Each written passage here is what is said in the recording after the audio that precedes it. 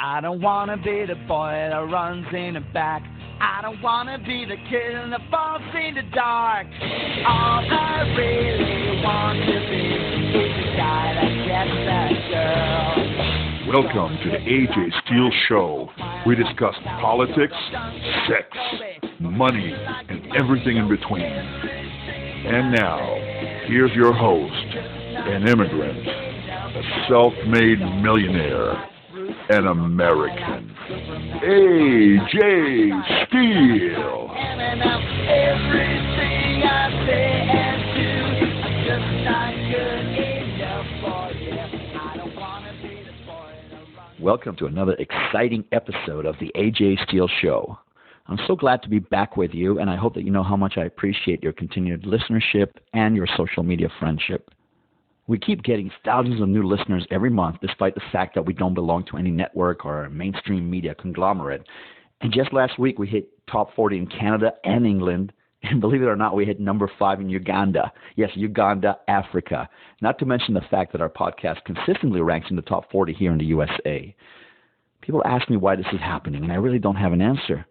Maybe it's just the fact that I'm not beholden to anyone and that I can tell you exactly what I think with zero oversight by any fat cats. Look, I don't ask my listeners for money because I don't need it. I have my own, and I plan to keep it that way. The only thing I really ask for is for your friendship and that you subscribe and listen to our show, and this won't cost you anything because the show is free. On my end, I promise to continue telling you the unvarnished truth, which is the only thing I know how to do. So what are we going to talk about today? Well, today we have a fascinating interview with Ruthie Blum. She's an American-born top Israeli opinion writer whom I've been reading and admiring for many years now. You may wonder why I've decided to interview an important Israeli thinker while we have so many of our own problems here in America. Things like inflation and crime and political corruption and a string of endless new wars fueled by Joe Biden's weakness. Not to mention the social and moral disintegration and institutional anti-white, anti-Christian, anti-nuclear family racism that we're witnessing in this nation. Well, the Jewish people, and in more recent times, the nation of Israel, have always been the canary in the coal mine. It seems that in history, whenever there's increased anti-Semitism, it always serves as a type of a forewarning or a beginning or a heralding of things spiraling out of control for the rest of humanity as well. But in some ways, Israel is much more than that. In many ways, it's a mirror to our own lives here in America. Think about it. The same people who hate Israel for some mysterious or maybe unmysterious reason happen to be the same folks who hate America. Think about the Iranians or the rich globalist Europeans, or even closer to home.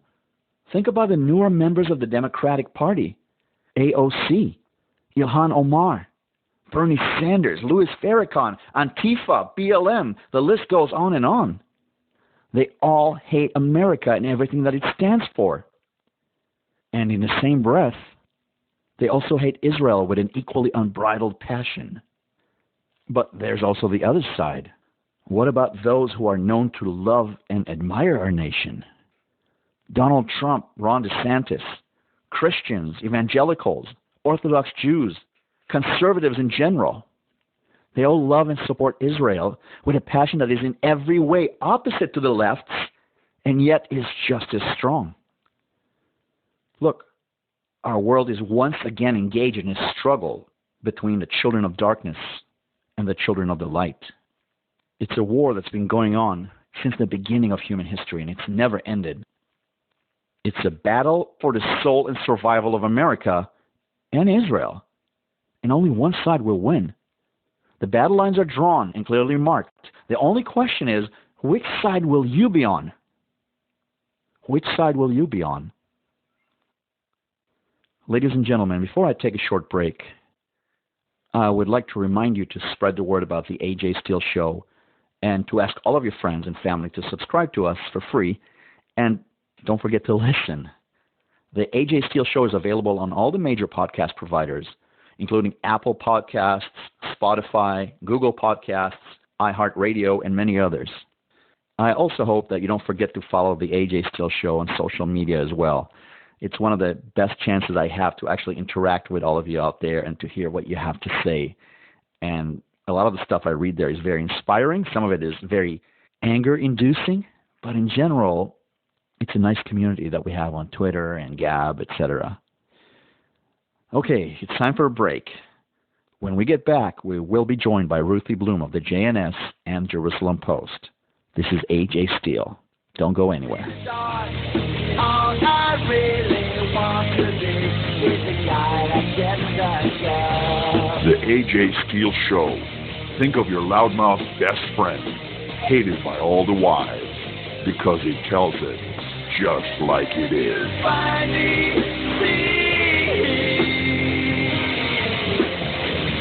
Your love belongs to me.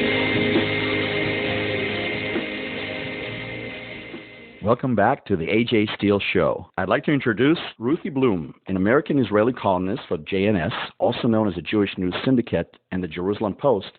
She's a regular commentator on life in Israel and U.S.-Israel relations.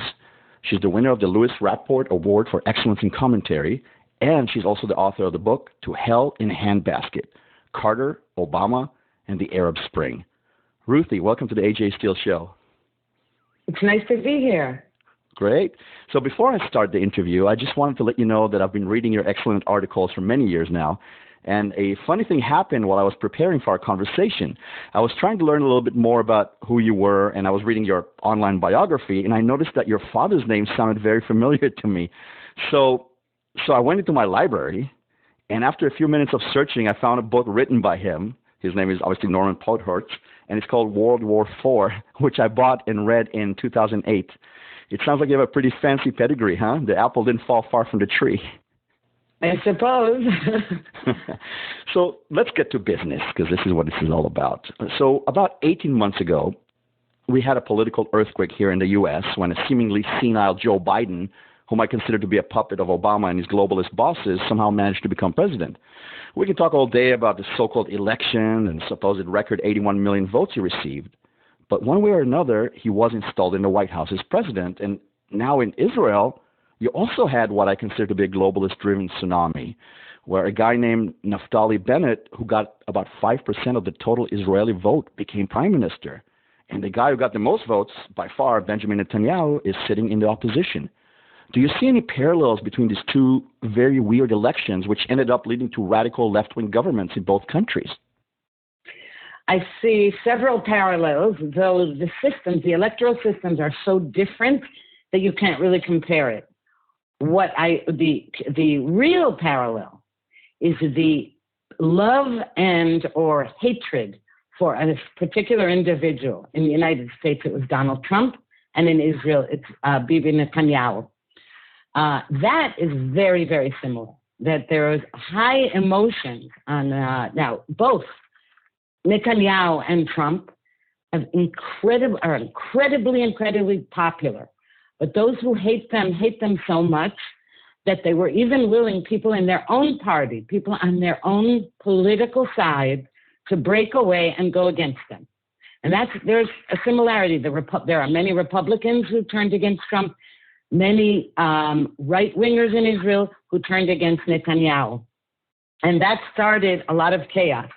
Another thing that they both had in common was the coronavirus pandemic, which is to say, whatever your position is on Biden's election, whether it was stolen, not stolen, Trump was a shoo-in before the pandemic because the economy in the United States was booming.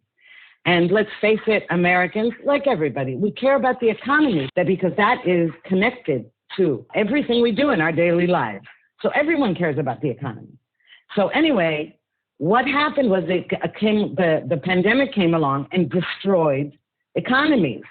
As a result, whether or not you believe that the election was stolen from Trump, had he had a real landslide, they wouldn't have been able to steal it. Let's put it that way. Okay.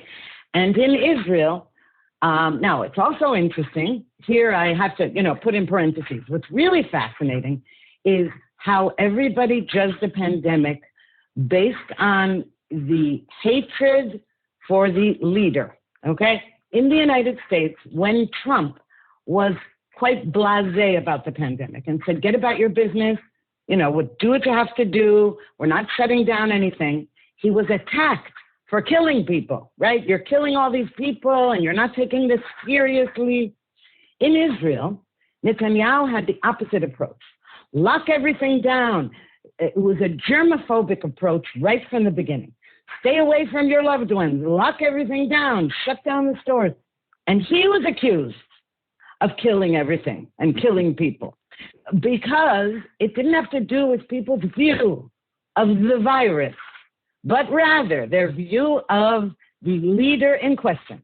And so, though they had opposite policies towards the virus in the beginning, because, after that, no country knew what to do about it, and they still don't. Because the fact is, the virus had to take its course, had to kill who it was going to kill, make people sick, whatever. It's still there, and it's mutating, which is what viruses do. The fact is, all leaders in the world got punished for this. Most leaders did, but not all leaders were running for election. So that's also an important factor. The other thing is that the electoral system in Israel enabled Naftali Bennett legally to pull the stunt that he pulled. So let's make that clear. He did not do anything illegal. The system enabled it, and the anti-Netanyahu crew from the left, the right, and the center pushed for it.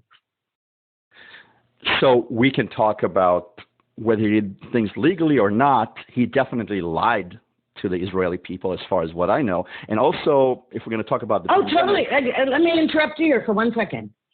It's not just that he lied, okay? All politicians lie. All politicians make campaign promises. Even politicians I vote for, okay? They make promises they can't keep or they won't keep. Or forget about that for a second. On the eve of the election, he went on television and signed an affidavit that he would never